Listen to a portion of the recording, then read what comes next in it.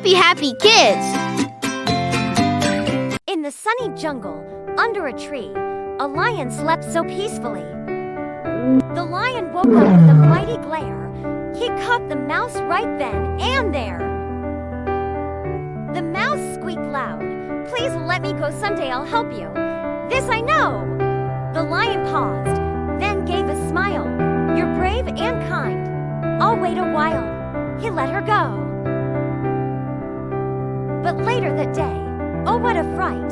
The lion was trapped. He roared with might. The little mouse heard that mighty sound. She ran and chewed the ropes all round. The lion was free and filled with cheer. "Thank you, dear mouse," he said with a tear. Even the small can help the great.